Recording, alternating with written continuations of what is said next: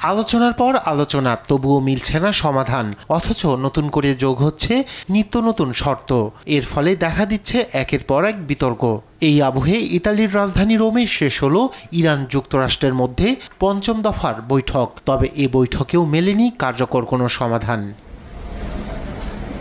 আলোচনায় মধ্যস্থতাকারী ওমান জানায়, এবারের বৈঠকে উত্থাপিত হয়েছে কিছু নতুন প্রস্তাব, যেগুলো নিয়ে এখন দুই দেশের রাজধানীতে মূল্যায়ন হবে। সেই অনুযায়ী নির্ধারিত হবে পরবর্তী বৈঠকের সময়। তবে ২-৩টি বৈঠকে এই জটিল সমস্যার সমাধান সম্ভব নয়, জানান ইরানের পররাষ্ট্রমন্ত্রী আব্বাস আরাকচি। এটি ছিল যুক্তরাষ্ট্রের সঙ্গে সবচেয়ে পেশাদার বৈঠকগুলোর একটি। ইরান তার নীতিগত অবস্থান স্পষ্টভাবে তুলে ধরেছে। আমাদের অবস্থান সম্পূর্ণ স্পষ্ট।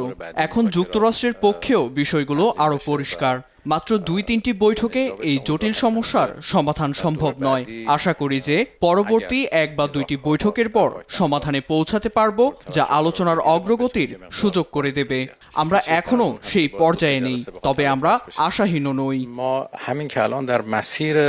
আর ইরানের উপপররাষ্ট্রমন্ত্রী আলী বাঘেরি বলেন, নতুন করে দুই দেশের মধ্যে আলোচনার দরজা খোলা হয়েছে, তবে একতরফাভাবে চাপে ফেলে কিছু আদায় করা সম্ভব নয় বলেও জানান তিনি। অন্যদিকে নিজ অবস্থানে অটল ওয়াশিংটনও। মার্কিন বিশেষ দূত স্টিভ উইটকফ সরাসরি বলেন, ইরানকে ৬০% ইউরেনিয়াম সমৃদ্ধকরণ পুরোপুরি বন্ধ করতে হবে। পাশাপাশি ক্ষেপণাস্ত্র কর্মসূচি সীমিত রাখার কথাও বলেন তিনি।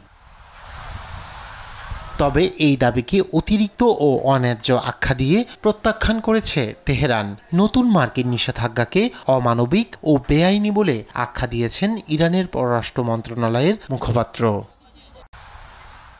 রায়হান কবির শুভ্র, নিউজ ডেস্ক, দেশ টিভি।